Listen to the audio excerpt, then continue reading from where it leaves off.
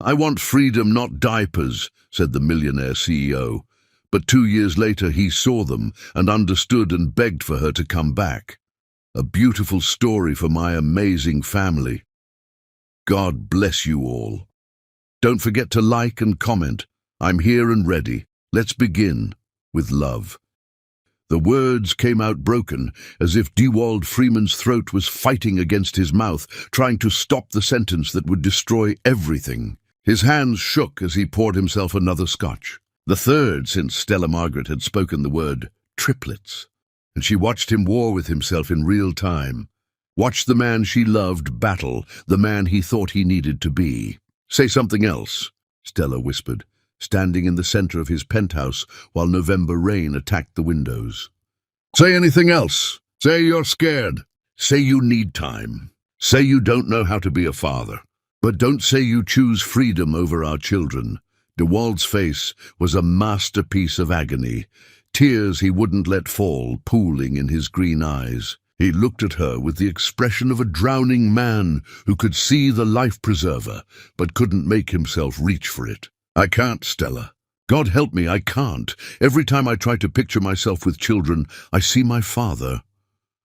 There it was, the wound he'd never let her fully examine. His father, the man who'd chosen his law firm over family, who'd missed every birthday and graduation, who'd died at his desk reviewing contracts while his son waited for a call that never came. She moved toward him, but he held up a trembling hand to stop her.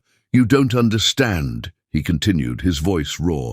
I feel it already, the resentment building. 3 babies, Stella. 3. The crying, the neediness, the complete annihilation of everything I've built. I can feel myself already starting to hate them for existing, and they're not even born yet. What kind of monster feels that way? The frightened one, she said gently, though her heart was shattering. But fear can be overcome. We can do this together. No, he moved to his desk. That barrier between them, and she saw him physically pulling himself together, transforming his fear into something colder, because cold was easier than vulnerable. I know myself. I know my limitations. I'll become him, my father, and those children will grow up the way I did, wondering why Daddy loved work more than them. Better to be honest now. He opened his checkbook with hands that still shook, though he tried to hide it. The pen wavered as he wrote, and she could see him pressing too hard, as if forcing himself through each number. When he tore the check from the book, the sound was violent in the quiet room. This is enough for everything, he said, sliding it across the glass. The best doctors, the best schools, a house wherever you want. They'll have everything, except their father. They'll have better. A father who walks away before he can damage them. His voice cracked on damage, and for a moment his mask slipped completely. She saw terror there, raw and absolute, the terror of a man who genuinely believed he was poison. You're not your father, Dewald. Aren't I? He laughed bitterly. I'm already calculating how much this will cost me, already resenting the disruption, already choosing my company over them. The only difference is I'm doing it before they're born, instead of after. That's the fear talking, not you. The fear is me. He turned to the window and she could see his reflection. Tears finally falling now that he wasn't facing her. I love you, Stella. God knows I love you. And maybe I could even love them. But love isn't enough when you're fundamentally broken. Love doesn't fix the part of me that's missing. The part that should want to be a father, but doesn't. She picked up the check, looked at the amount that should have seemed generous, but felt like the price of 3 souls. So this is it? 3 years, and it ends with a check? It ends with me being honest about who I am. He was crying openly now, his reflection a ghost in the glass. I'm a coward. I'm selfish. I'm terrified, and I'd rather live with the guilt of abandoning them than the reality of failing them every day for the rest of their lives. They're not even born yet. How can you be so sure you'll fail? Because I'm already failing. He turned back to her and his face was destroyed. Because my first thought when you said triplets wasn't joy or wonder or even normal fear. It was exit strategies. It was calculating losses. It was wondering how fast I could run. What kind of father thinks that way? One who could change if he tried. No, The word was final, though she could see what it cost him. My assistant will help you relocate. The locks will be changed by morning. I'm leaving for Tokyo tomorrow. 6 months of merger negotiations. By the time I return, this will be resolved. Resolved? She laughed, wild and bitter. Our children aren't a problem to be resolved, Dewald. To me, they are. He was rebuilding his walls now, brick by brick, becoming the cold corporate machine because it was easier than being human. And that's exactly why I should never be their father. She walked to the door, each step feeling impossible. At the threshold, she turned back. He stood at his window, shoulders shaking with silent sobs. A man who had just performed surgery on himself without anesthesia, cutting away the future he was too broken to claim. You're wrong about one thing, she said quietly. You could have been a wonderful father. Not perfect, but wonderful. The fact that you're so afraid of failing them proves you're nothing like your father. He never worried about failing you. He just did. She left him there, crying in his tower, and as the elevator descended, she pressed her hands against her stomach. Your father loves you, she whispered to the 3 lives within. He just loves you so brokenly that he thinks leaving is kindness. Someday, maybe, he'll realize that broken love is still better than none at all. The check in her pocket felt like weight from another universe.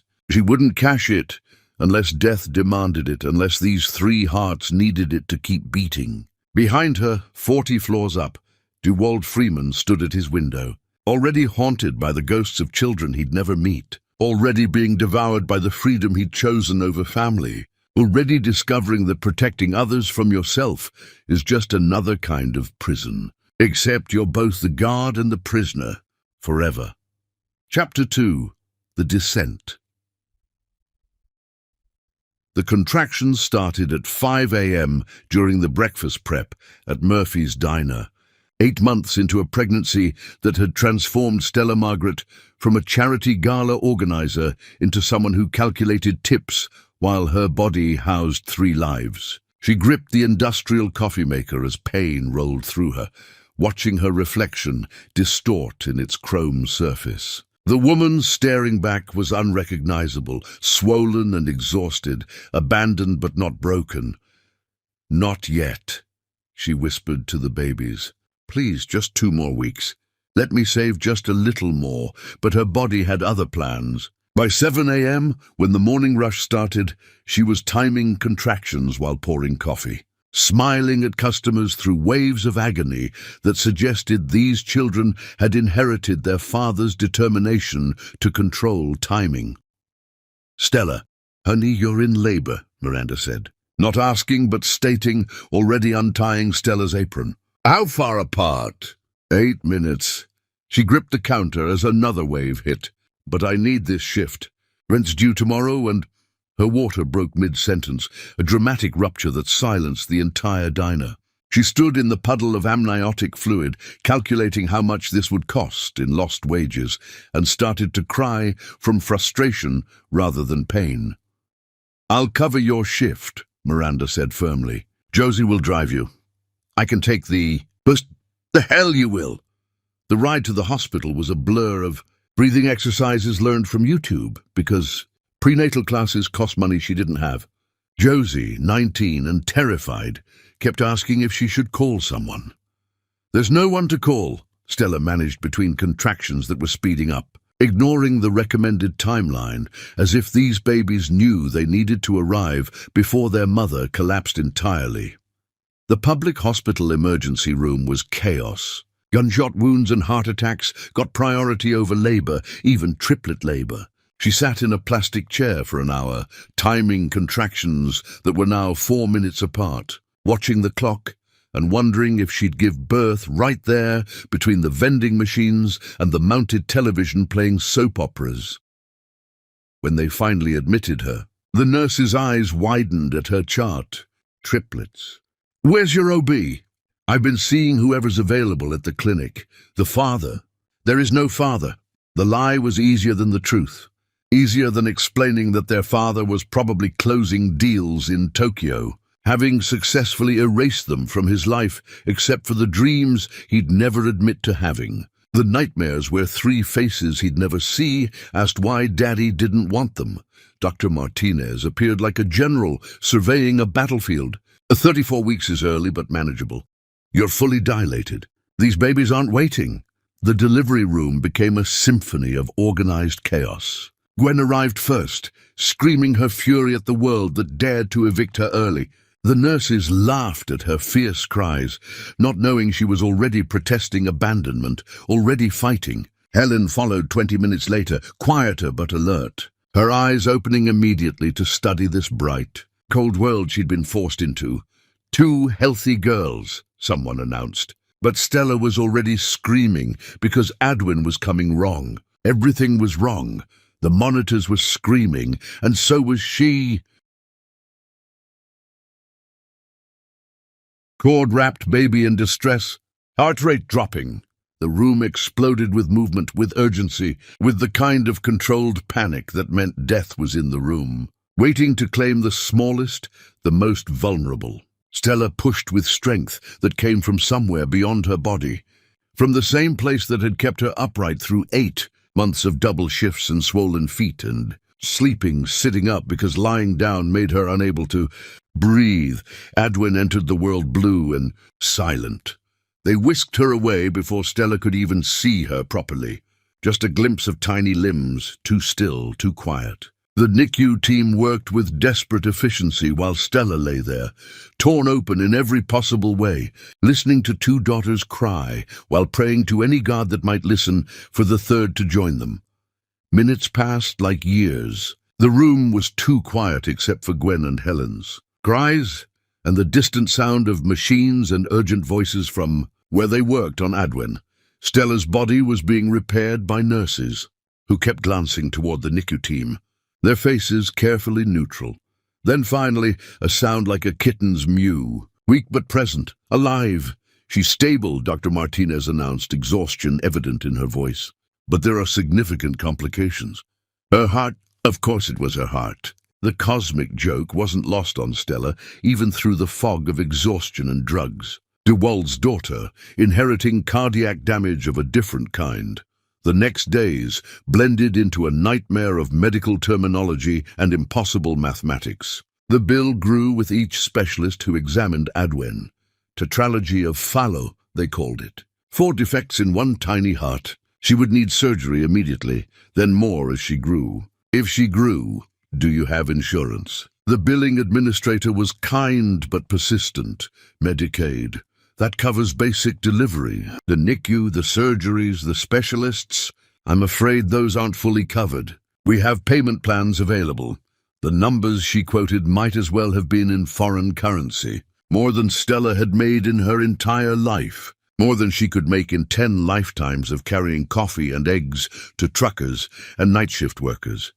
That's when she broke the promise she'd made to herself. At 3 a.m., alone in her hospital room, while machines kept Adwin alive 3 floors away, she pulled out the check she'd carried for 8 months. The paper was soft from handling, from all the time she'd considered tearing it up, burning it, sending it back covered in the blood from her torn hands after double shifts. The amount seemed smaller now, faced with medical reality. What had felt like betrayal money now looked like Adwin's only chance at survival. She endorsed it with tears falling onto the paper, each signature feeling like selling a piece of her soul.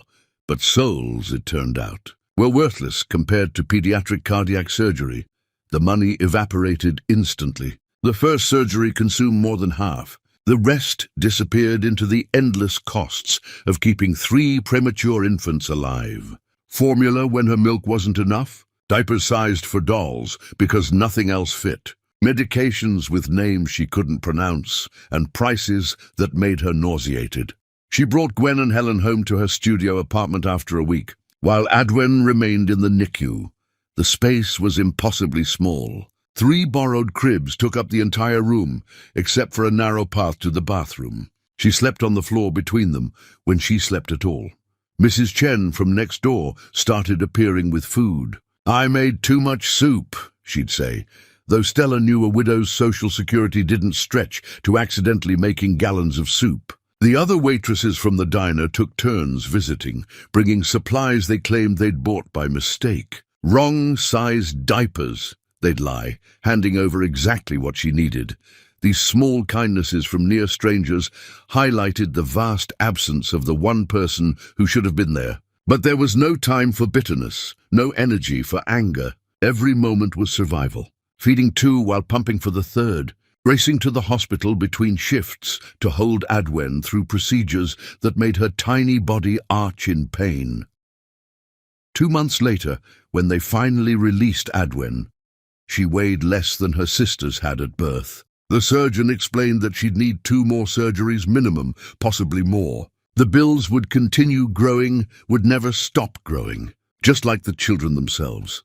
That first night, with all 3 home, Stella sat in the darkness listening to them breathe, each breath a small miracle, especially Adwen's labored wheeze. She thought about Duwald, wondered if he ever woke at 3 a.m. thinking about them, if his freedom tasted like ash in his mouth, if his perfect penthouse felt like a tomb.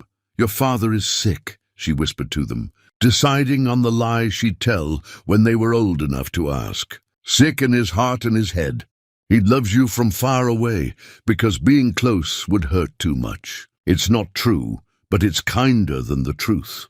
The eviction notice arrived 2 weeks later. Noise complaints, 3 crying babies in a building with paper walls, and no sympathy. 30 days to find somewhere else, to perform another miracle with empty pockets and maxed credit cards. But that night, she didn't cry. She'd run out of tears somewhere between Adwen's second code blue and her first successful feeding. Instead, she made another promise to the 3 sleeping forms. "We'll survive this. Somehow we'll survive this. And someday you'll be so happy and whole that you won't even wonder about the ghost who haunts us all. Someday, his absence won't define us anymore."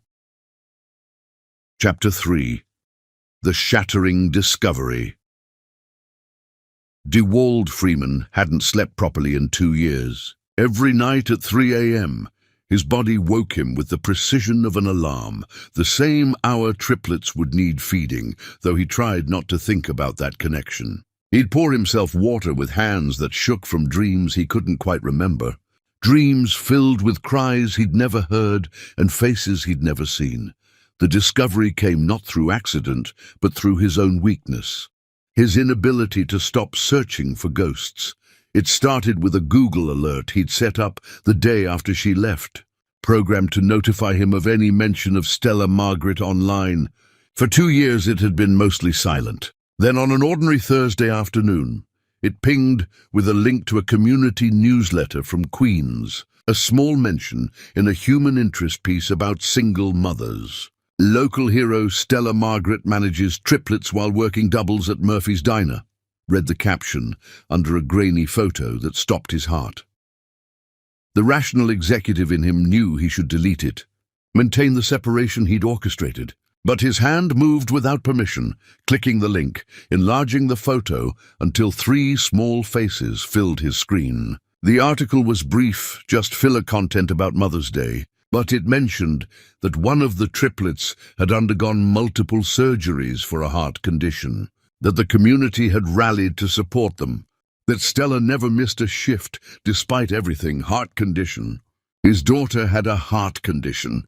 He closed his laptop, opened it again, closed it, opened it. The photo was still there. 3 girls at a park, blurry but unmistakably his. The eldest had his exact jawline. The middle one had his mother's nose. The smallest, attached to oxygen tubing, had his eyes, that specific shade of green he'd inherited from his grandmother.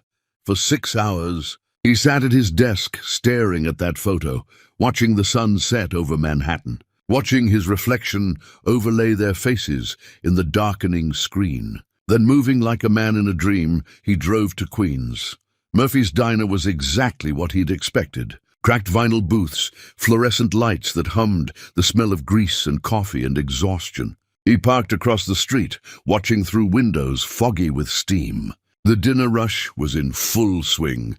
And there she was, Stella, moving between tables with practiced efficiency that couldn't hide her exhaustion. She was different. thinner but somehow stronger, like pressure had compressed her into something harder. Her smile when she served customers was real but tired. The smile of someone who'd learned to find joy in small things because large joys were extinct.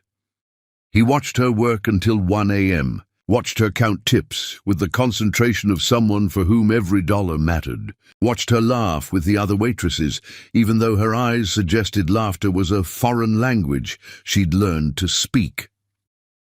She left through the back door, and he followed at a distance, his Bentley obscene in these streets. She caught the night bus, rode it to a neighborhood that looked forgotten by the city, by hope, by everything except struggle. The building she entered should have been condemned. Graffiti covered every surface and half the windows were boarded. Third floor, no elevator. He knew because he'd counted the windows until one lit up. He hired a private investigator the next day, needing to know everything, needing to punish himself with details. The report arrived 48 hours later, dense with information that read like evidence of his crimes.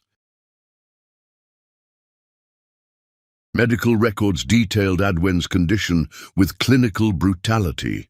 Tetralogy of Fallot, 3 surgeries so far, at least 2 more needed. The bills were astronomical. His check, that insulting payoff, had been cashed the day before the first surgery, every penny gone to keep their daughter alive. She works 90 hours a week, the investigator noted. Days at the diner, nights cleaning offices when a neighbor watches the children. Never missed a payment on the medical plans, though she's defaulted on everything else. Credit destroyed. 2 evictions, 3 more narrowly avoided. There were photos. Stella at food banks, pride swallowed for her daughter's survival. The girls at a free clinic, Gwen holding Helen's hand, while Stella carried Adwen. Birthday parties in public parks with homemade cakes. Halloween costumes sewn from scraps. Christmas presents that were clearly from dollar stores, but wrapped with elaborate care. The children are remarkably well adjusted, the investigator continued. Teachers report they're bright, kind, protective of each other. The oldest, Gwen, shows signs of advanced intelligence but also hypervigilance. The middle one, Helen, displays unusual empathy for her age. The youngest, despite her medical challenges, is described as cheerful and brave. There was artwork from their daycare, photographed and included. 3 different hands drawing the same scene over and over. 3 small figures, 1 tall figure and an empty space. Sometimes the empty space had a question mark. Sometimes it was filled with black scribbles. Once in Gwen's careful letters, "Daddy works far away."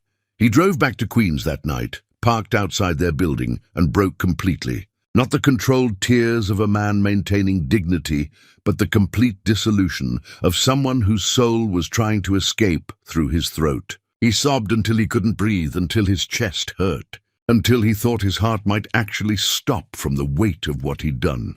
3 pieces of him existed 4 floors above, and he didn't know their middle names. Didn't know if they were afraid of the dark or thunder or being alone. Didn't know what songs Stella sang to them, what stories she told, what lies she crafted to explain his absence. The investigator had included financial projections. At current rates, Stella would never escape poverty. The math was simple and merciless. Even working constantly, even sacrificing everything, she was drowning in slow motion. Adwen would need more surgeries. The girls would need clothes, school supplies, opportunities. And she was 1 sick day away from catastrophe, 1 missed shift from eviction.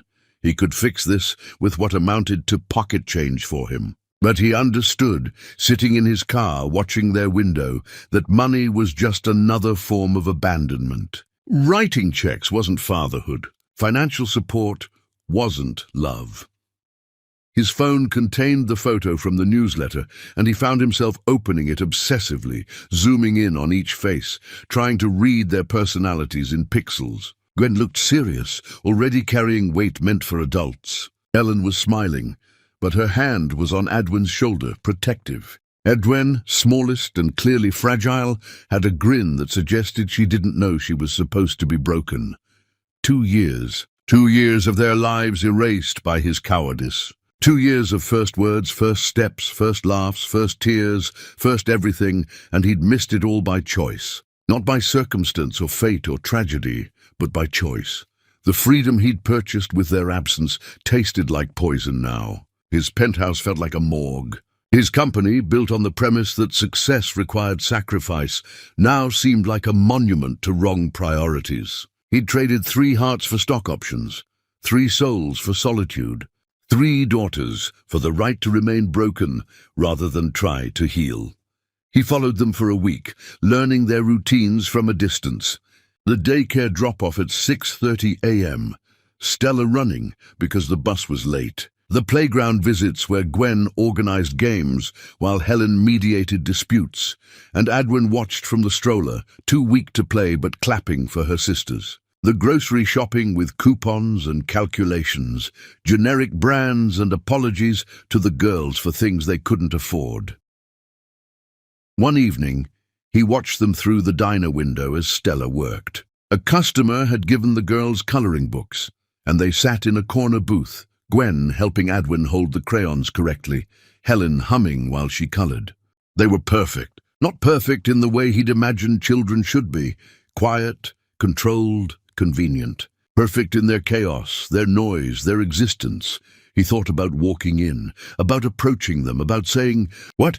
I'm your father, but I chose fear over love. I abandoned you before you were born, but now I've changed." There were no words for this magnitude of failure, no apology that could span the crater he'd created. Instead, he sat in his car and watched them color, watched Stella steal glances at them between orders, watched a family exist without him, exactly as he'd orchestrated. They didn't need him. They'd survived his absence, had built something beautiful despite his cruelty. He was unnecessary, had made himself redundant through his own choices. But knowing that and accepting it were different things. Because now that he'd seen them, now that their faces were burned into his retinas, now that he knew their names and their struggles and their triumphs, he couldn't return to ignorance. The freedom he'd chosen was just another prison, except in this one, he was haunted by 3 ghosts who were still alive, still breathing, still wondering why Daddy loved them from so far away, when the truth was, Daddy hadn't loved them at all until it was too late. Gwen, Helen, Adwin. Their names became his rosary, his punishment, his prayer. Somewhere in Queens, in an apartment with thin walls and uncertain heat, 3 pieces of his soul were sleeping peacefully, unaware that their father had finally discovered what he'd lost the moment he'd chosen freedom over their lives. And now that freedom felt like drowning in open air, like dying of thirst while watching rain through glass, like being offered heaven and choosing hell because heaven required him to change, and he'd been too afraid to try. Chapter 4. The First Failed Attempt. The lunch rush at Murphy's Diner hit like a storm every weekday at noon, and Stella had learned to surf its chaos with practiced grace. She was pouring coffee for table 6, calculating tips in her head to figure out if she could afford Adwin's new prescription when the bell above the door chimed. She didn't look up, couldn't afford to break rhythm when every second counted toward another $1. Stella. Her hand froze mid-pour. Coffee overflowed the cup, spreading across the saucer and onto the checkered tablecloth as her mind struggled to process the impossible. That voice, speaking her name in this place where she had rebuilt herself from ashes, felt like violence. She turned slowly, still holding the pot. And there he stood, Dewald Freeman in his $3,000 suit, looking like he had been teleported from another dimension into the fluorescent reality of Murphy's Diner. Every conversation in the place stopped. Even the kitchen noise seemed to pause, as if the universe itself needed to acknowledge this collision of worlds. "You need to leave," she said, her voice steady despite the earthquake in her chest. She set down the coffee pot with careful precision, afraid that if she moved too quickly, she might shatter. 5 minutes, please, that's all I'm asking." He stood in the aisle between booths, his hands at his sides like a penitent, but she knew better than to trust his postures of humility. She had seen him practice sincerity in mirrors before important meetings, had watched him calibrate his expression for maximum impact. "Table 6 needs their check," she said to Miranda, who was staring with unabashed fascination. Then to Dewald, "Outside. You're disrupting my workplace." The December air bit through her polyester uniform as she stepped onto the sidewalk. She didn't bother with her coat. This conversation wouldn't last long enough to matter. He followed her to the narrow alley beside the diner, where dumpsters provided a fitting backdrop for what she had to say. "How dare you?" she began. But he interrupted, pulling out an envelope from his jacket. "I know about the girls, about Adwen's surgeries, about everything." His voice cracked on everything, and she might have believed it was genuine if she hadn't spent 3 years learning the difference between performance and truth. "This is a bank draft. Enough to cover all medical expenses past and future. Enough for a house, education, everything they need." The envelope trembled in his extended hand. She didn't take it. Instead, she laughed, a sound sharp enough to cut glass. "Everything they need? They needed a father to hold them when they were born, 3 months premature. They needed someone beside me when the doctor explained that Adwen might not survive her first surgery. They needed another pair of hands during the months of colic when I didn't sleep for more than 20 minutes at a time. Money? Money is what you offer now? I know I failed them. Failed you. But I can fix this. Fix this?" She stepped closer, close enough to smell his cologne, that expensive scent that used to mean safety and now meant betrayal. "Gwen asked me last week why some kids have daddies and she doesn't. Helen draws pictures of our family with an empty space she doesn't know how to fill. Adwen has spent more time in hospitals than playgrounds, and through all of it, every single second, you were absent by choice." I was wrong. I see that now. The company, the success, none of it matters without what? Without the family you threw away like garbage? You called them a burden before they were even born. You changed your locks while I was still carrying them. You sent security to watch me pack my things like I was a thief trying to steal something from you, when all I had ever stolen was the foolish belief that you loved me. A customer pushed past them to reach the dumpster, forcing them to step aside. The mundane interruption highlighted the absurdity of his presence here, in her world of minimum wage and borrowed time. "Let me provide for them," he said when they were alone again. "You don't have to forgive me. You don't even have to see me. But let me give them what they deserve. What they deserve." She pulled out her phone, showing him the lock screen, a photo of the triplets at the park, their faces dirty with ice cream she had saved for weeks to buy. They deserve this. Love that doesn't keep score. Presence that doesn't require a profit margin. They deserve bedtime stories and scraped knees kissed better and someone who shows up even when it's hard. Especially when it's hard. I want to be that person. I want to learn. You want? The fury that had been simmering for 2 years finally boiled over. You wanted freedom, remember? You wanted your glass tower and your board meetings and your Fortune 500 glory. You got exactly what you wanted, Dewald. And we learned to live without wanting you. He reached for her hand, but she jerked away as if his touch might burn. Don't. You don't get to touch me. You don't get to stand here in your suit that costs more than I make in 3 months and pretend that money can resurrect what you killed. Then what can I do? Tell me what I can do. You can leave. You can go back to your penthouse and your empty life and your freedom that you valued more than 3 heartbeats. You can live with the knowledge that somewhere in this city, 3 pieces of you exist in the world, and they are extraordinary despite your absence. They are kind and brave and full of joy, not because of you, but in spite of you. Stella, please. My shift isn't over.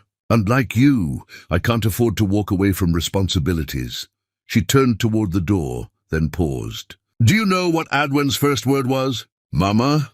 She said it in the ICU, hooked up to machines that were keeping her alive. Helen's was light, because she's always been drawn to brightness. Gwen's was no, because she came into this world fighting and hasn't stopped. You missed all of it.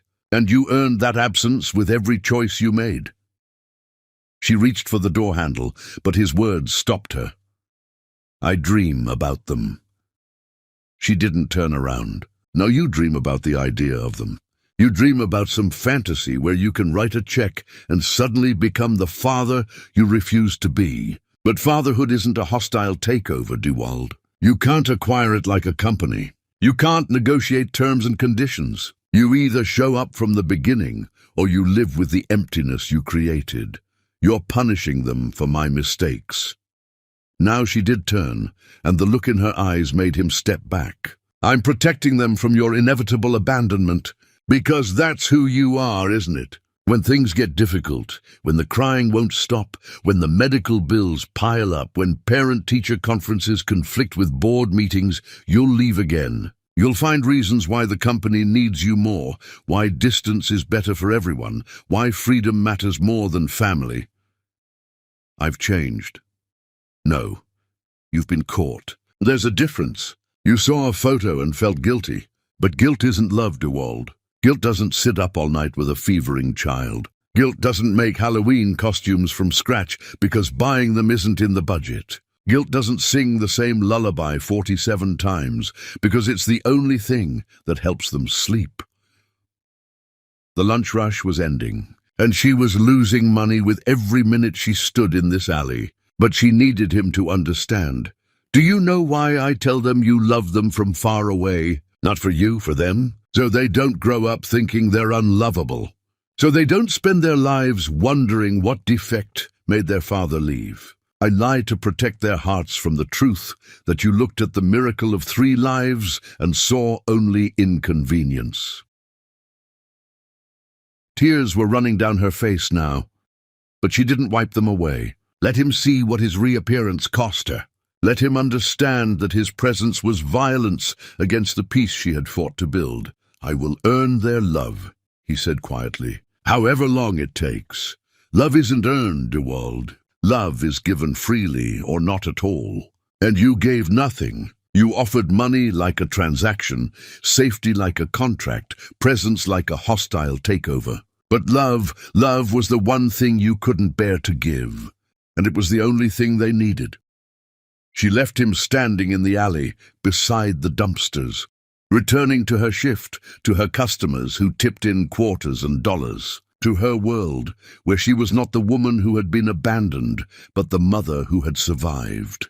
Through the window she could see him still standing there, the envelope in his hand, a man worth billions who couldn't purchase the one thing he had thrown away. Miranda didn't ask questions when Stella's hands shook too badly to pour coffee. The cook didn't comment when she had to excuse herself to cry in the walk-in freezer. And when her shift ended, when she rushed to collect her daughters from daycare, she held them extra tight, breathed in their sweet chaos, and promised them silently that she would keep building walls between them and the man who had proven that blood alone didn't make a father.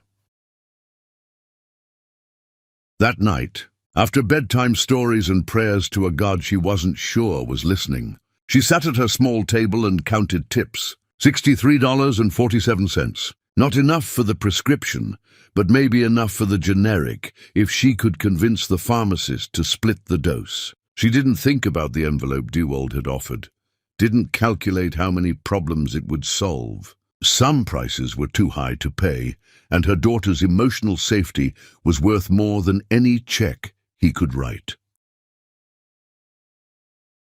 Chapter 5. The Persistence. The flowers started arriving on a Tuesday in January, 3 months after his first attempt at the diner. Not roses, that would have been too obvious, but sweet peas, the flowers she had carried at a wedding they'd attended together 4 years ago, when she'd whispered to him that they meant goodbye. The cruel irony wasn't lost on her as she signed for them at the daycare center where she'd had them redirected.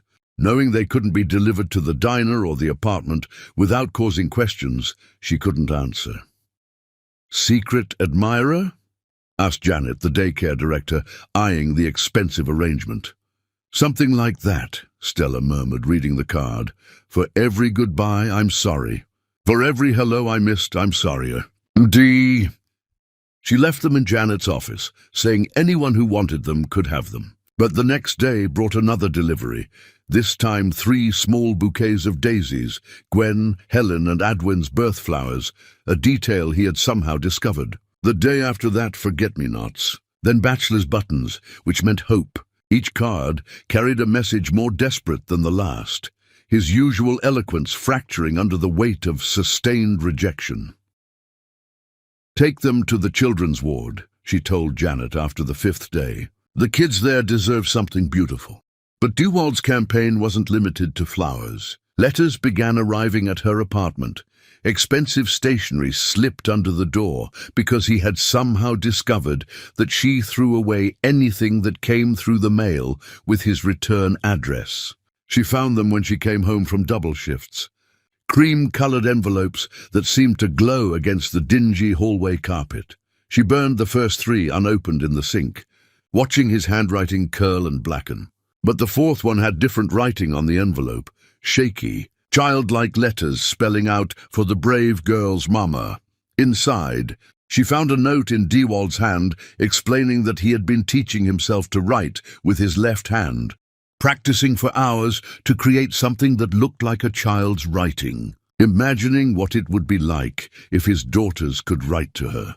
"I know they can't write yet," the letter said, "but if they could, I think they would want their mama to know that someone thinks she's the strongest person in the world, even if that someone doesn't deserve to say it." She kept that one, hidden in the shoebox where she stored the girls' hospital bracelets and first locks of hair. A moment of weakness she would regret later, but at 2 a.m. after a 16-hour shift, her defenses were paper-thin.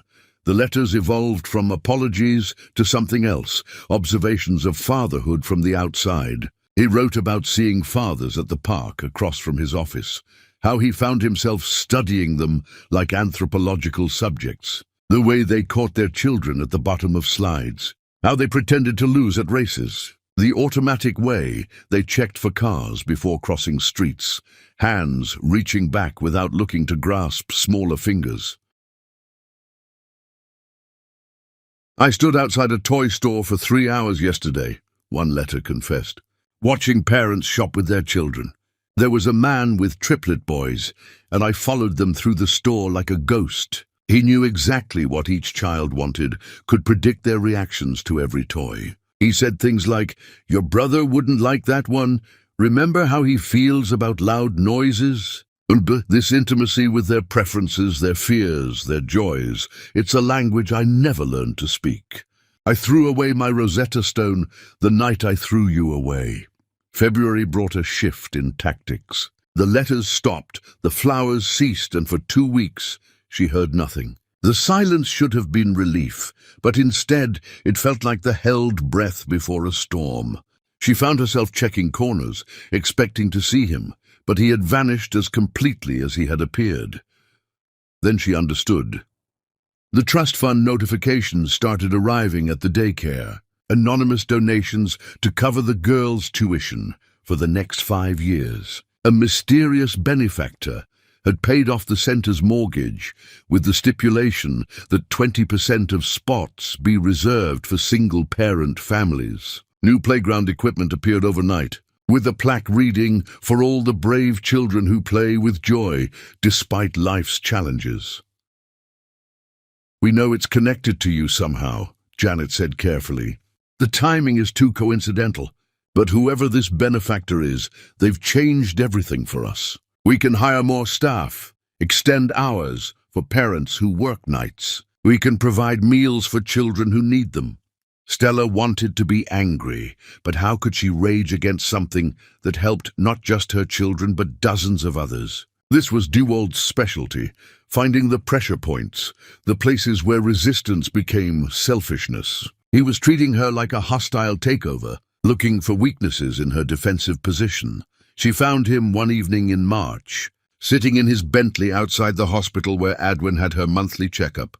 The car was covered in parking tickets, suggesting he'd been there all day. He didn't approach, didn't roll down his window, just sat there like a lighthouse keeper maintaining his vigil. "Why?" she asked, walking over after settling the girls in her beat-up Honda. "Why the persistence? You got what you wanted, freedom. Why can't you leave us with the same? He looked terrible. The godlike CEO was gone, replaced by someone hollow-eyed and haunted. His usually perfect appearance was crumbling at the edges, tie askew, stubble breaking through, hair uncombed. Because freedom is just another word for loneliness when you've thrown away the only things worth being bound to. Pretty words don't change ugly actions. I know, but I can't stop trying.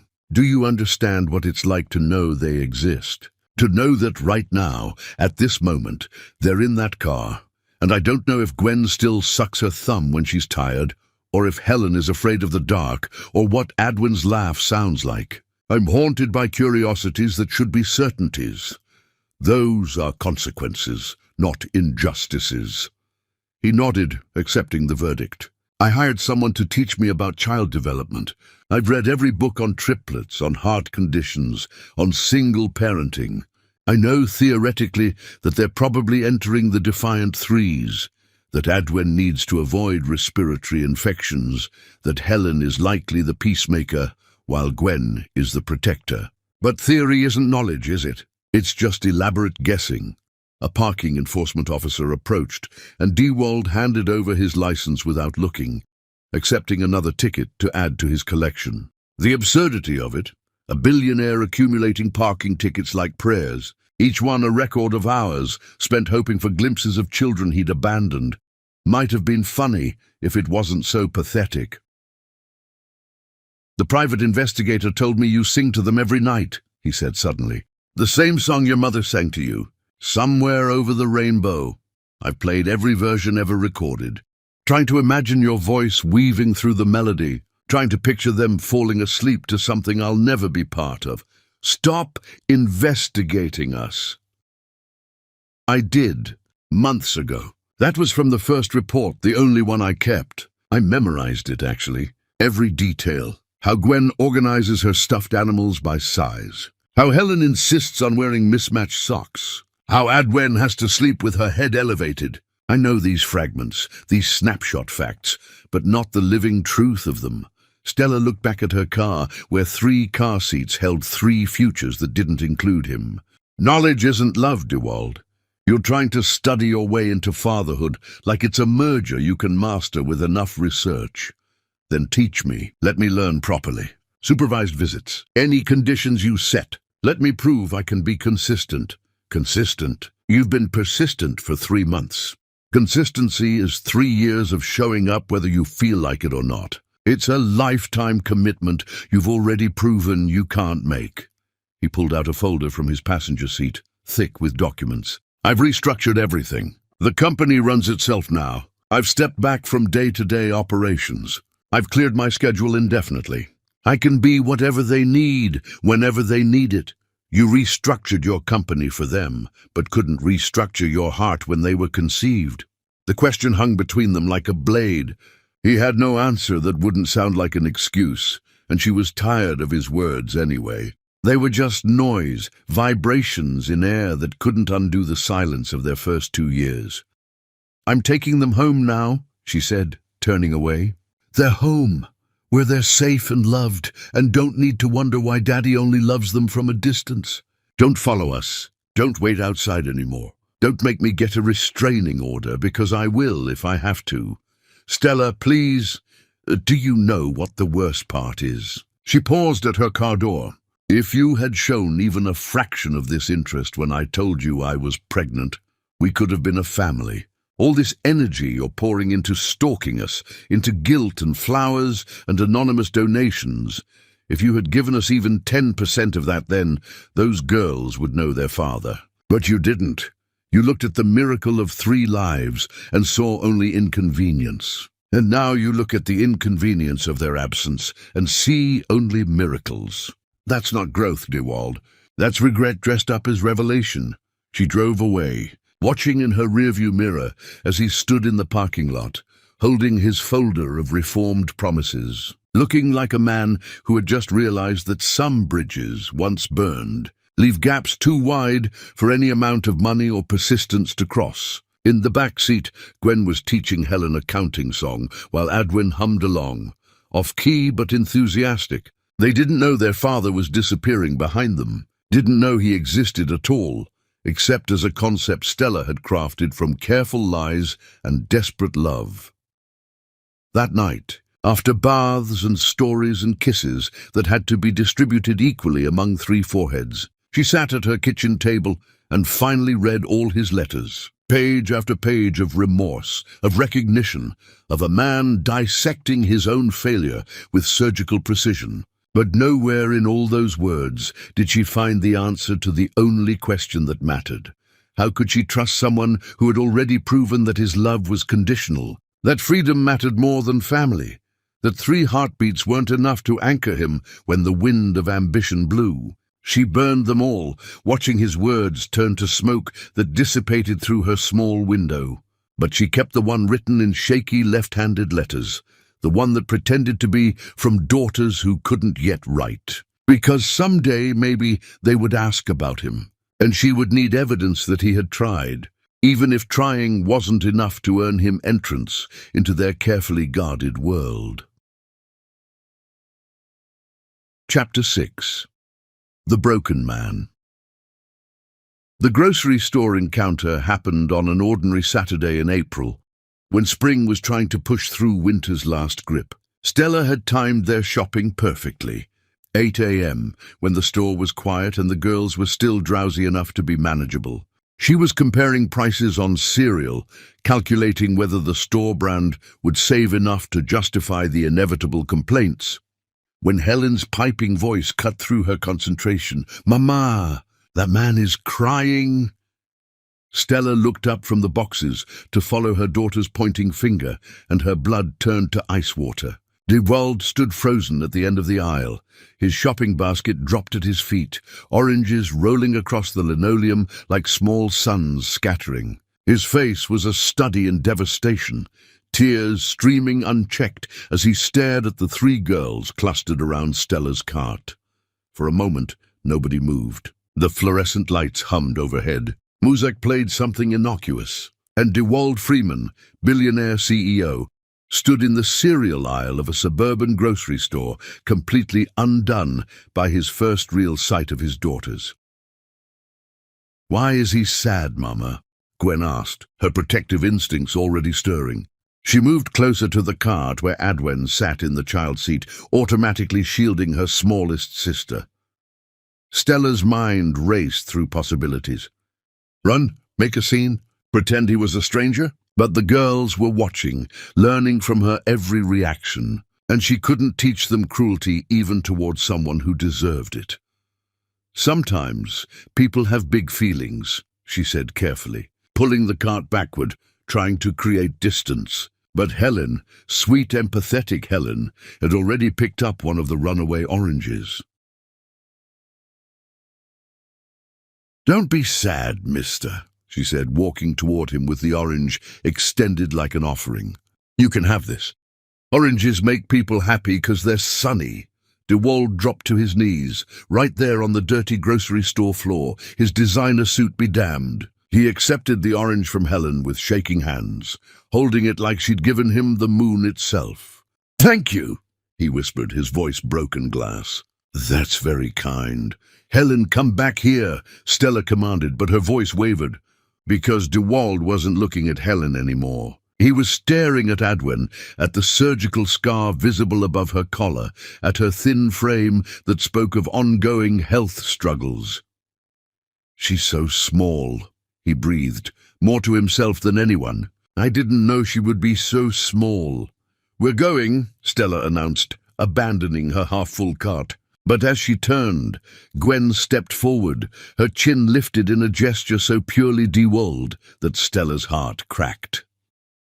"Our daddy loves us from far away," Gwen informed him solemnly. "He does important work.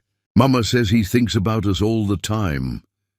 The sound Dewald made wasn't quite sob, wasn't quite laugh, but something torn from depths that sophisticated people weren't supposed to have. "I'm sure he does," he managed. "I'm sure he thinks about you every second of every day." An elderly woman turned into the aisle, took in the scene, a well-dressed man on his knees.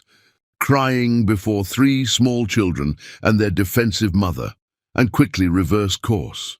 The moment stretched, suspended in the artificial atmosphere of processed air and piped-in music. "Are you sick?" Adwen asked suddenly, her voice smaller than her sister's, marked by too many hospital stays. "When I'm sick, I cry sometimes. It's okay. Mama says tears help wash the hurt out." "Yes," Dewalt said, looking directly at Stella now. "I'm very sick.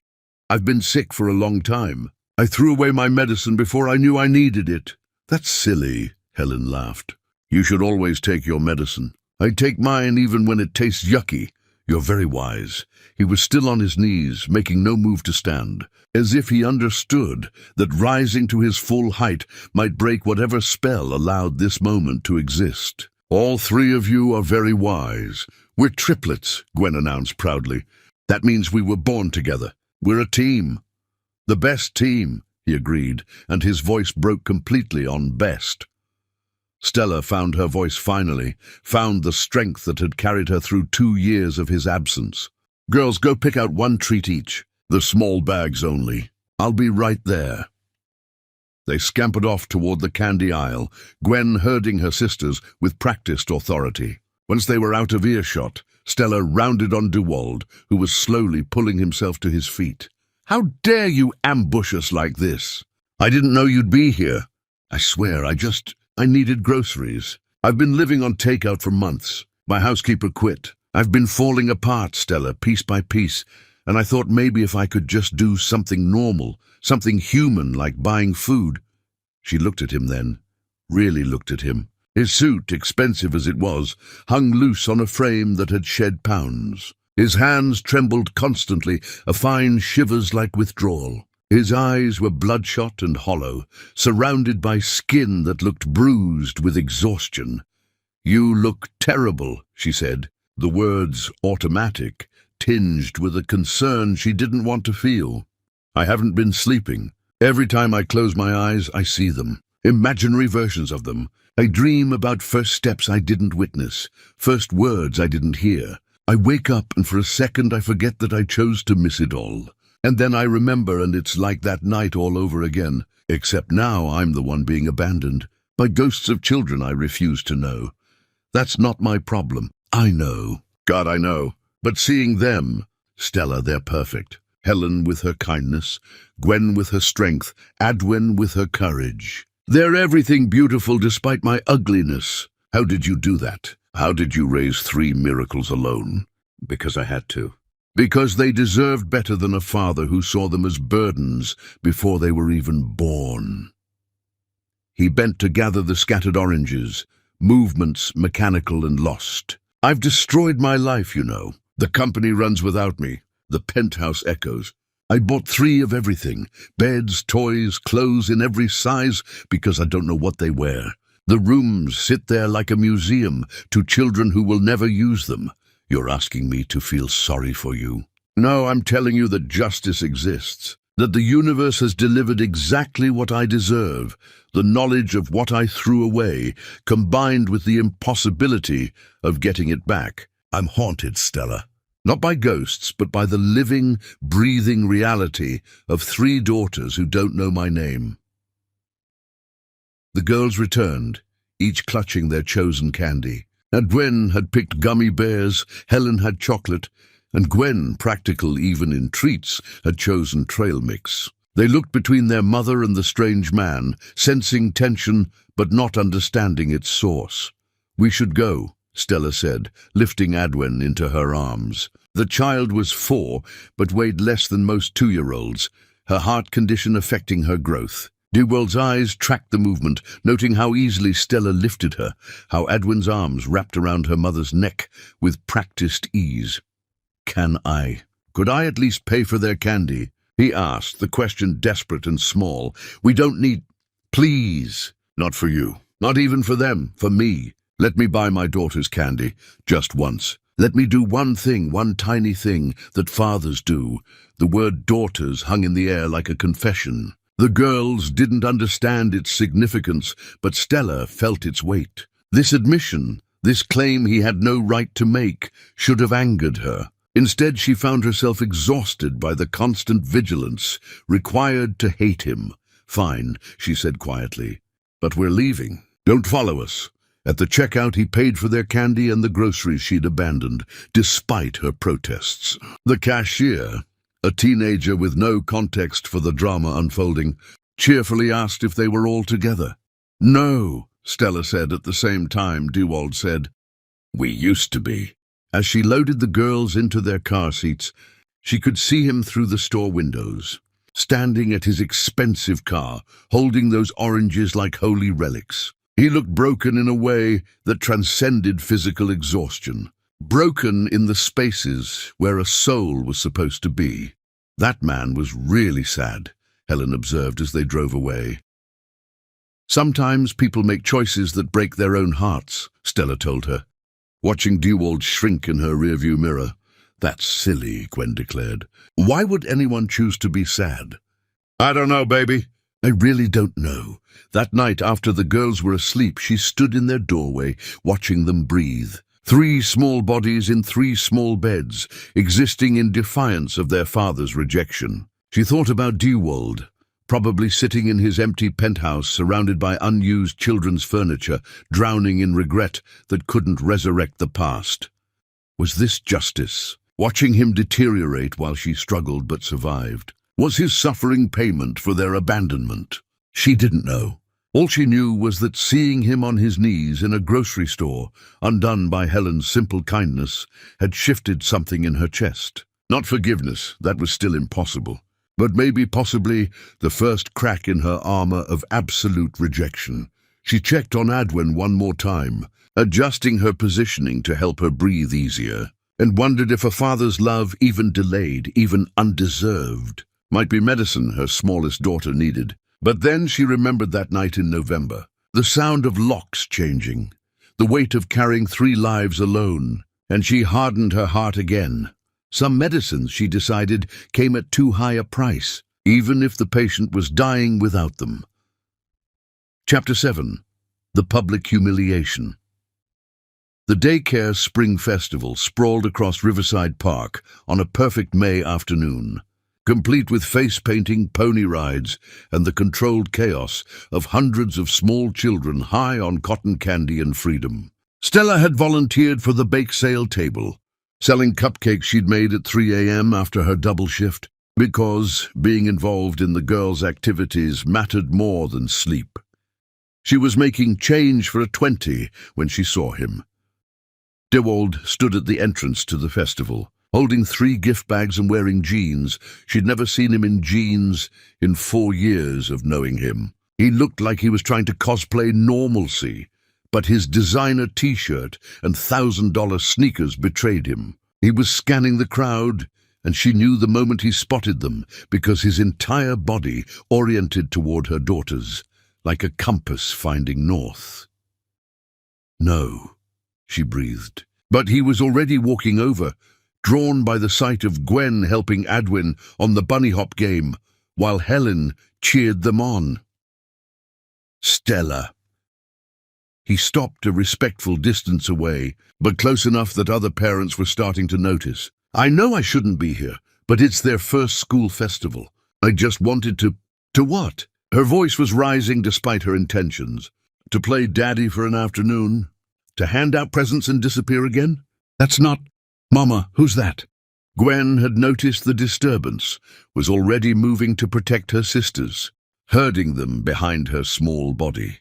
The question sparked something in Stella, a fury that had been building for 2.5 years. The other parents were watching now, the bake sale forgotten, and she found she didn't care.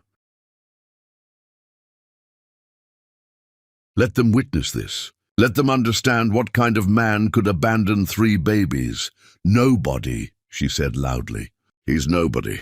Just a man who thinks he can buy his way into lives he threw away. Stella, please, not here." "Not here? Not here?" She was fully yelling now, and the entire festival had gone quiet, except for the tinny carousel music that suddenly seemed obscene. "You want to talk about appropriate places? How about the delivery room where I pushed out 3 babies alone?" How about the NICU where I signed surgical consent forms with no one to hold my hand? How about the food bank where I swallowed my pride to feed your daughters? I'm sorry. Sorry? She laughed, wild and bitter. Do you know what Adwin's first surgery cost? $43,000. Do you know what the second cost? $67,000. Do you know how many payment plans I'm on? How many collectors call me daily? How many times I've had to choose between keeping the lights on and buying medication? Janet, the daycare director, was approaching, concern written across her face, but Stella was beyond stopping. The dam had broken, and 2.5 years of suppressed rage came flooding out in front of everyone. You stand there with gift bags, like this is a birthday party you're late to. But where were you for their actual birthdays? The first one, when I made a cake from a box mix and cried because I couldn't afford candles. The second one, spent in the hospital because Adwin's heart couldn't handle the excitement. I didn't know, because you chose not to know. Her voice cracked across the festival like a whip. You changed your locks before they were even born. You called them a mistake, a burden, an inconvenience to your precious freedom. The gifts bags dropped from his hands, designer toys spilling onto the grass. He made no move to retrieve them. Parents were pulling their children away from the scene, but not too far. Everyone wanted to witness this tragedy, this public unraveling of whatever story they'd constructed about the single mother who worked at the diner. Do you know why Gwen is so protective? Stella continued, her voice raw but unstoppable. Because, at 4 years old, she's already learned that no one else will protect them. Do you know why Helen gives away her candy to kids who are sad? Because she's learned that kindness is all we have when money fails. Do you know why Adwin never complains, even when she can barely breathe? Because she's learned that Mama is too tired for complaints. Stop, he whispered, but she was beyond mercy. You want to know them now? Let me tell you who they are. They're warriors. They're survivors. They're miracles who exist despite your cruelty. Gwen can count to 100 because I taught her with dried beans while cooking dinner. Helen knows every free story time in the city because that's our entertainment. Adwin has spent more nights in hospitals than in her own bed. And through all of it, you were building your empire on the bones of their abandonment. She was crying now. Ugly sobs that she couldn't control, and the girls had pressed against her legs. Frightened by their mother's breakdown, Adwin was wheezing, stress triggering her breathing issues, and Stella dropped to her knees to tend to her, pulling out the inhaler with practiced efficiency. That's when Dewald broke completely. He fell to his knees in the middle of the festival, in full view of 100 strangers, and began to sob. Not the controlled tears of a man maintaining dignity, but the complete dissolution of someone whose soul was trying to escape through his throat. I'm sorry, he choked out, over and over, his body bowing until his forehead nearly touched the ground. I'm so sorry. I threw away heaven for hell.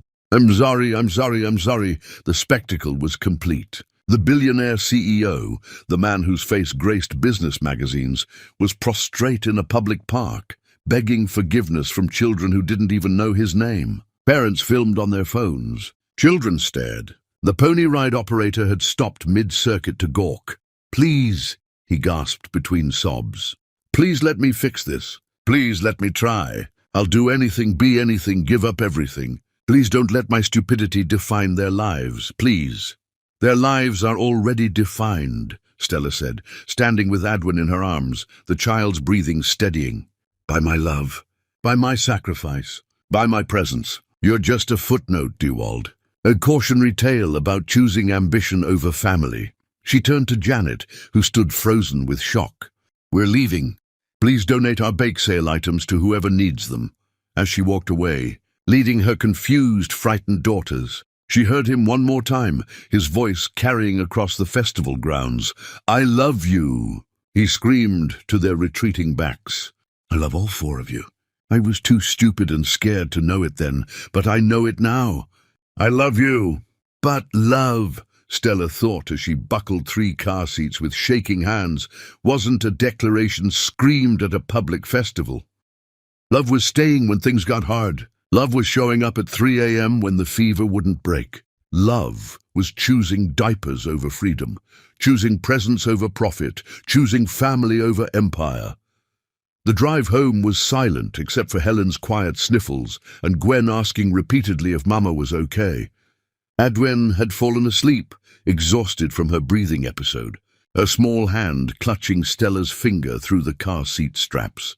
That evening, after the girls were in bed, after she'd answered their questions with careful half-truths about the sad man at the festival, her phone wouldn't stop buzzing. The scene had gone viral. Billionaire CEO's public breakdown was trending. Videos from every angle, comment sections dissecting their family drama for entertainment.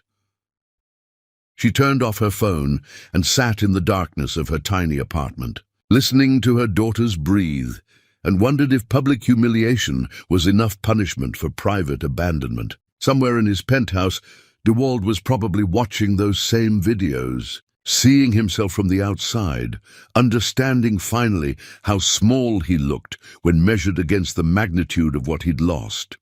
But understanding, she decided, wasn't the same as deserving forgiveness. Some things, once broken, couldn't be repaired with public tears or private regret. Some abandonments were absolute, no matter how spectacular the attempt at return. Chapter 8. The Daughter's Voice.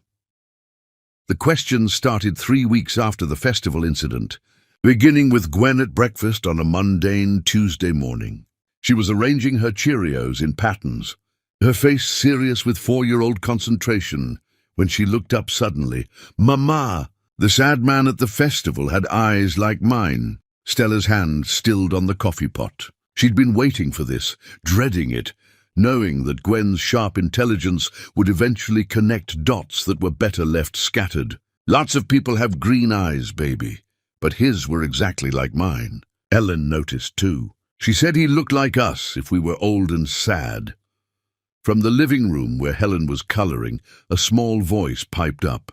"He gave me an orange that time at the store. He was nice, but very crying." Stella sat down carefully, trying to navigate this minefield of innocence and harsh truth. "Sometimes people recognize something special in you girls. It doesn't mean anything more than that." But Gwen wasn't satisfied.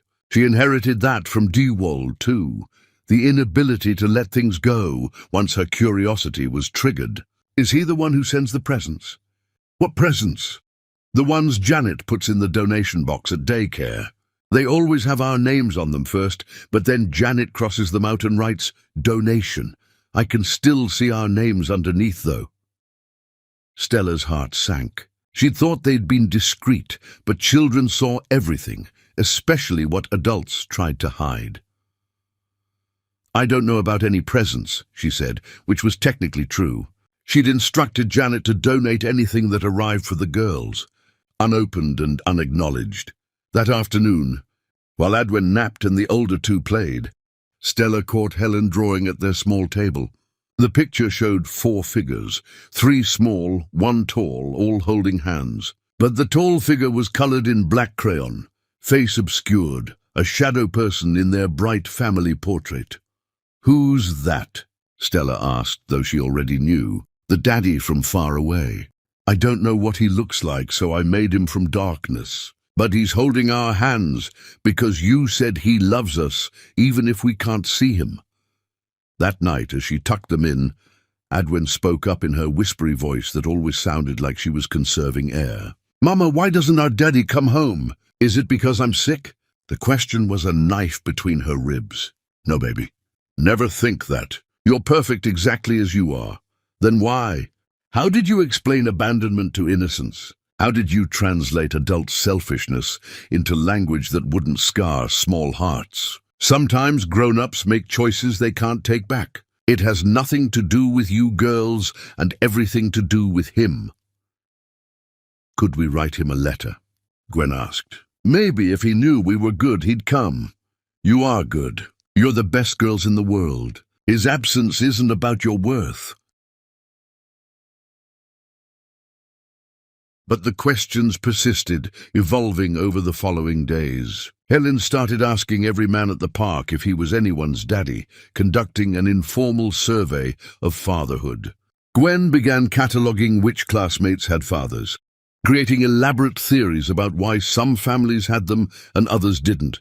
Adwen, heartbreakingly, asked if daddies only came to healthy children, if maybe she needed to get better first. The breaking point came when Stella found them huddled together one evening. Gwen, reading from a piece of paper she'd laboriously written in her unpracticed hand. "Dear Daddy from far away," she read aloud. "We are good girls.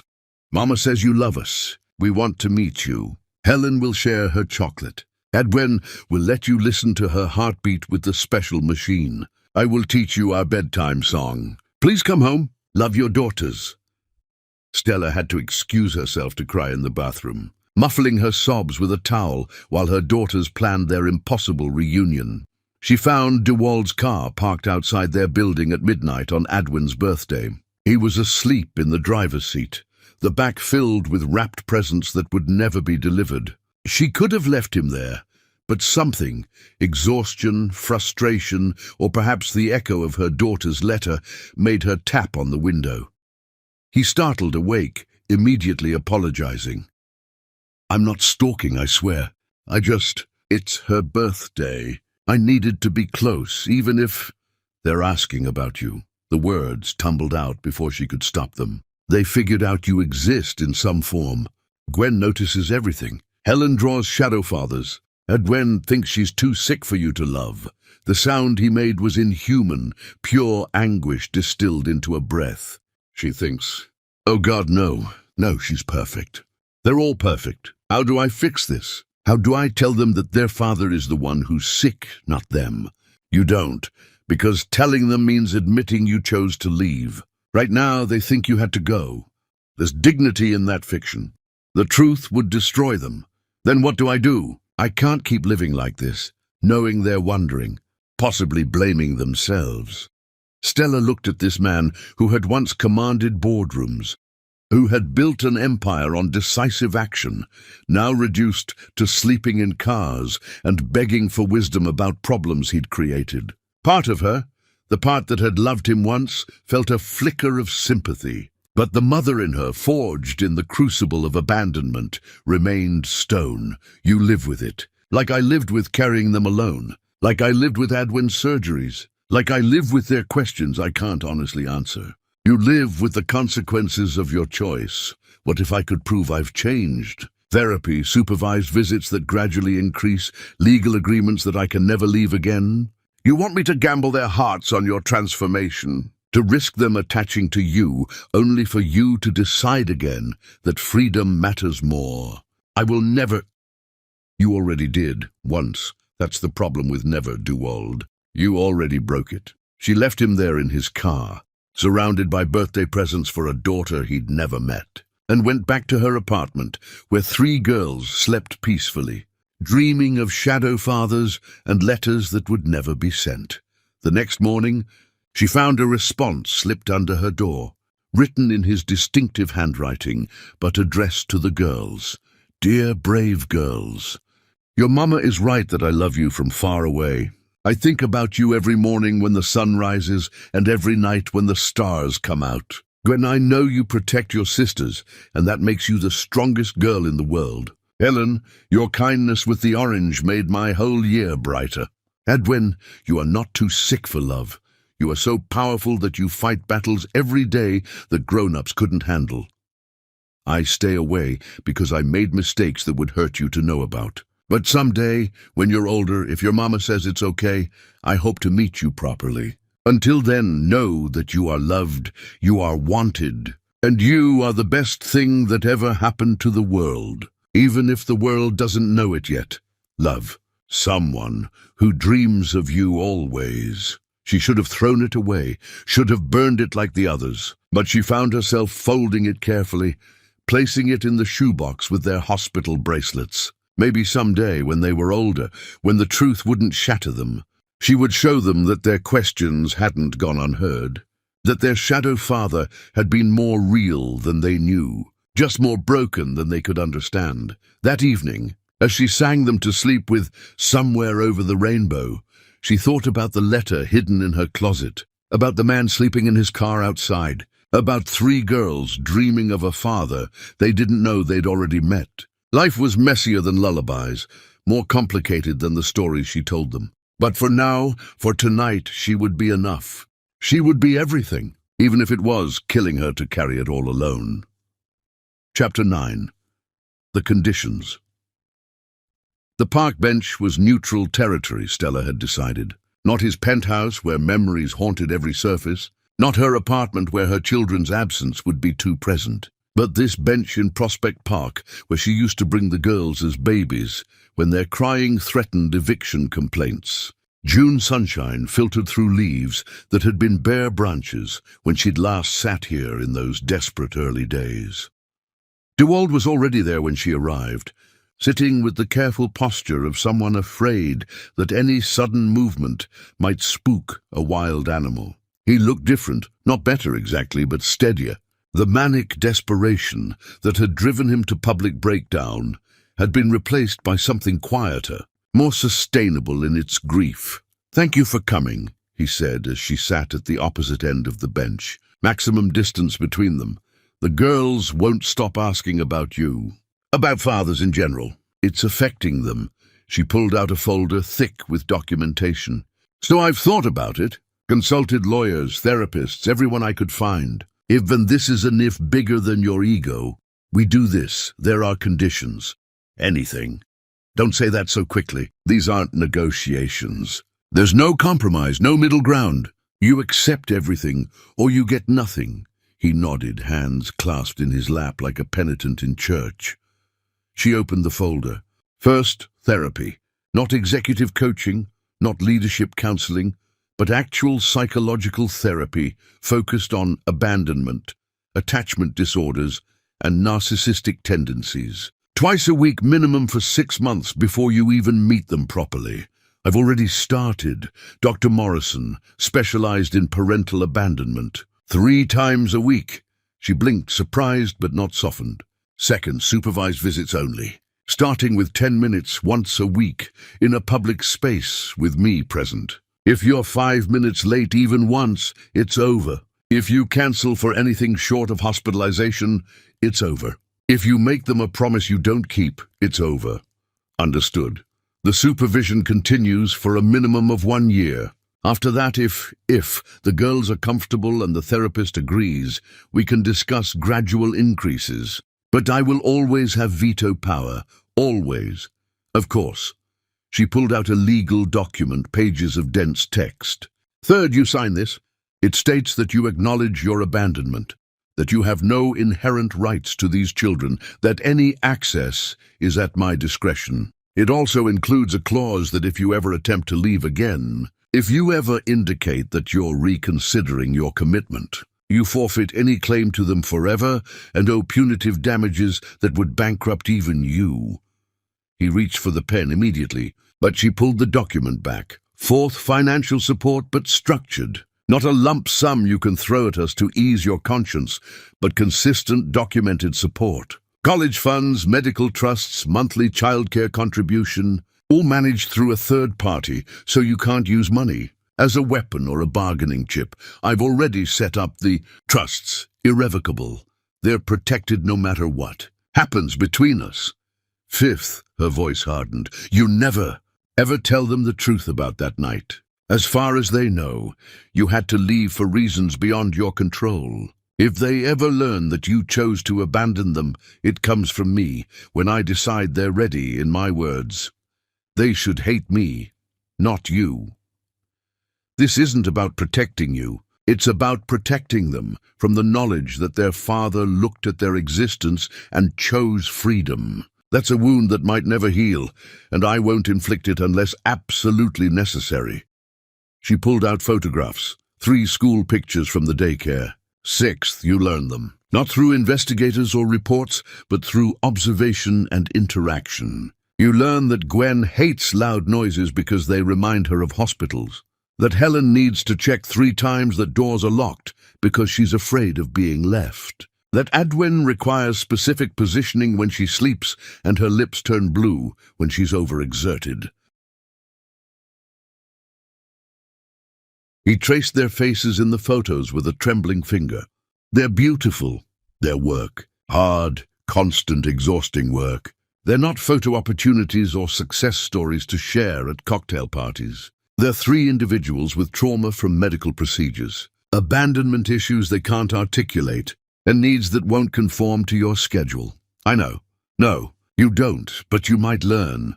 She pulled out another document. 7th parallel lives for now. You don't get to confuse them by suddenly appearing as Daddy.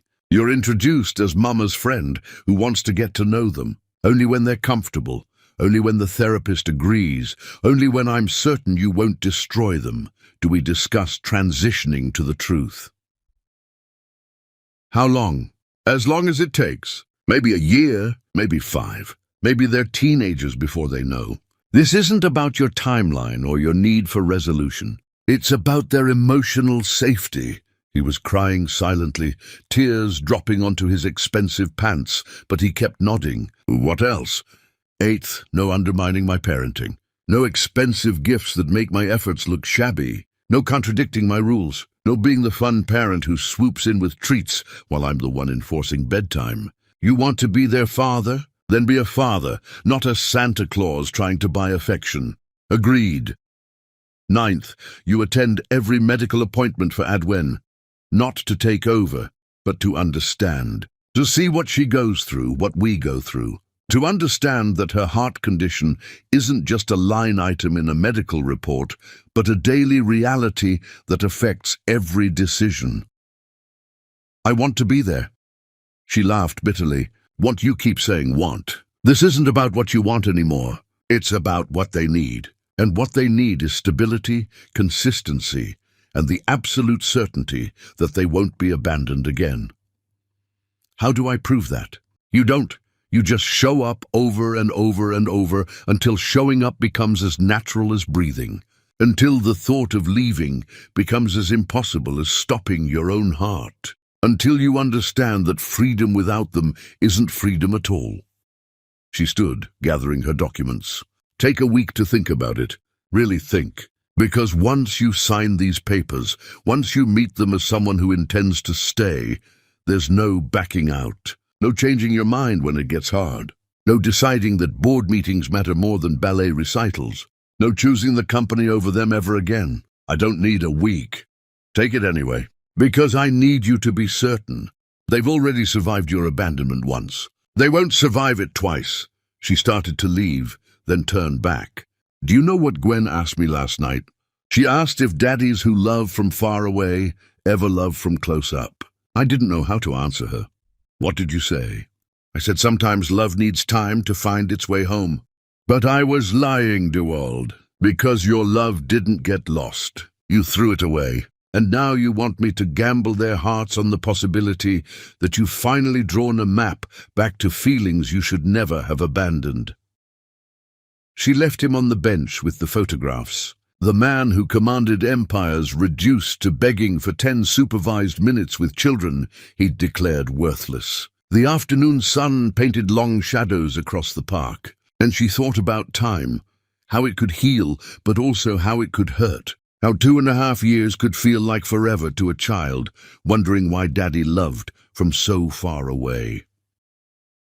That night, she watched her daughters sleep and tried to imagine him in their lives. Not the him from before, the man who'd changed locks and signed checks like surgical amputations, but this new version, hollowed out by loss and filled with desperate need to repair the irreparable. Could she trust him with their hearts? Could she risk their stable, if difficult existence, for the possibility of a complete family? Gwen shifted in her sleep, murmuring something about shadows. Helen clutched her stuffed rabbit tighter. Adwen's breathing wheezed slightly, a sound that still made Stella's heart skip, even though the doctors said it was normal for her condition. These were her daughters, hers alone for 2.5 years. She'd earned them through blood and tears and nights that never ended. But maybe, possibly, they deserved the chance to know the man who'd finally understood that freedom meant nothing if it came at the price of their absence. Maybe. But first, he would prove it, 10 minutes at a time, one showing up at a time, one kept promise at a time. And if he failed, even once, She would protect them the way she always had, absolutely fiercely, and alone. Chapter 10. The Long Road Home. 6 months of Sundays had passed, each one marked by 10 minutes in the park that gradually became 15, then 30, then an hour. Dewald had never missed one, not through blizzards or board crises or the pneumonia that had him showing up with a mask and a doctor's note. The girls knew him now as Mr. D, Mama's friend, who always appeared at the playground with the uncanny ability to know exactly what would make them smile. Today was different. Today, they were in the waiting room at Mount Sinai, and Adwen was being prepped for what the doctors promised would be her final surgery. The walls were painted with cheerful murals that couldn't quite mask the antiseptic smell of medical possibility and peril.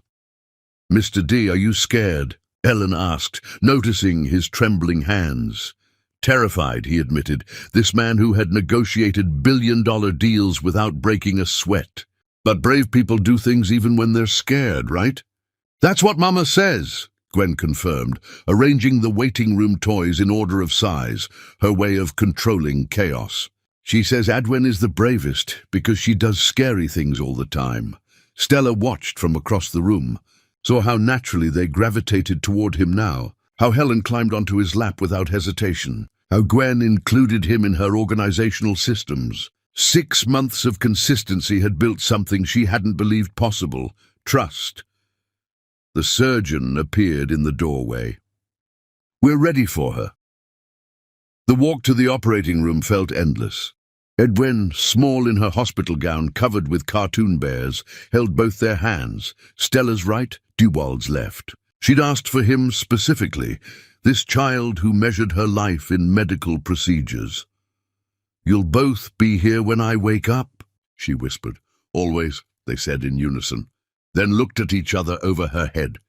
Surprised by their synchronicity, after they'd kissed her goodbye, after the anesthesia had taken her under and the surgeon had wheeled her away, they returned to the waiting room where Gwen and Helen were coloring with a volunteer. The girls rushed to them, and without discussion, they sat on opposite ends of a bench with the twins between them, a family arranged by proximity, if not yet by name. "Tell us the story about the princess with the special heart," Helen demanded. "Her way of processing anxiety," Stella began. The same story she'd told during every one of Adwen's procedures. But this time, when she got to the part about the kingdom waiting for the princess to heal, Dewald continued it. "The kingdom had been dark for a long time," he said quietly, "because the king had been foolish and sent away his greatest treasures, thinking his gold mattered more than his daughters." Gwen looked up sharply. She was too smart, had always been too smart. "That's not how the story goes. Sometimes stories change," Stella said carefully. "Sometimes they get better. Did the king come back?" Helen asked. "He's trying to," Dewald said. "Every day he tries to deserve the princesses he didn't know how to value." 6 hours. The surgery took 6 hours, during which they existed in that suspended space between before and after. They didn't speak much, but when Gwen fell asleep against his shoulder, Stella didn't move her. When Helen spread her coloring across both their laps, they held the paper steady together. Small acts of coordination, learning the rhythm of shared parenthood they should have known for years. Dr. Patterson finally appeared, exhausted but smiling. "She did beautifully. This should be the last one. Her heart is functioning normally. She'll need monitoring, medication for a while, but structurally she's repaired." The word repaired hung between them, meaning more than just Adwen's heart. Stella sobbed, the relief of 3 years of medical terror finally breaking through her control. Without thinking, Dewald pulled her against him, and she let him, too exhausted to maintain walls that had been crumbling for months anyway. "Mama's crying happy tears," Gwen informed Helen seriously. "That means Adwen is fixed. Does that mean she can run now?" Helen asked. "Let's ask her when she wakes up," Dewald said, his voice rough. They were allowed in to see her an hour later, still unconscious but stable. so small in the hospital bed, but her color was already better.